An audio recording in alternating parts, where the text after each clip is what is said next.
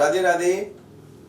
हम सब लोग भारतवासी हैं और भारत देश एक ऐसा देश है जहाँ के लोग अपने देश के प्रति सच्चा प्रेम रखते हैं।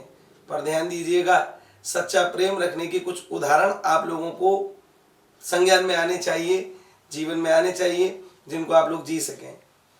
मैं आपको निवेदन करना चाहता हूँ, एक संत किसी एक स्थान पर विदेश में घूम रहे थे, तो ट्रेन की यात्रा कर रहे थे। सफ़र करते में चूंकि उनका व्रत था तो उनको भूख लगी, पर वो क्या खाएं, तो फल के अलावा वह कुछ नहीं खा सकते थे।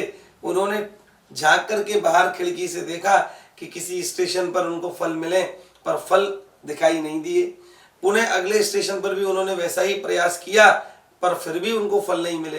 तीसरे स्टेशन पर भी ऐसा ही हुआ।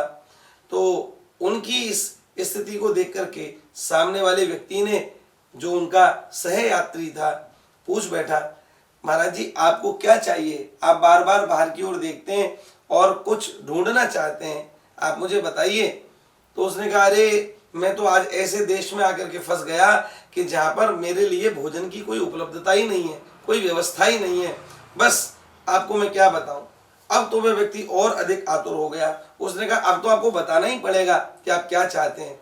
बोले, आज मेरा व्रत है और मैं फलों की तलाश कर रहा हूं, किसी भी स्टेशन पर मुझे फल दिखाई नहीं दे रहे। वह व्यक्ति अगले स्टेशन पर स्वयं उतरा, जो सहयात्री था, और उतर करके दौड़ करके कुछ फल एक टोकरी में लेकर के आया और संत के आगे समर्पित कर दिए और मुस्कुराते हुए कहा, आप इनको खाइए। चूंकि वह वहां का निवासी था, इसलिए उसको पता था कि दुकान कहाँ है और कैसे और कितनी देर में फल लेकर के आने हैं। तो वह बड़े प्रेम से फल लाया और ला करके जब संत को दिए, संत देख करके हतप्रभ रह गए।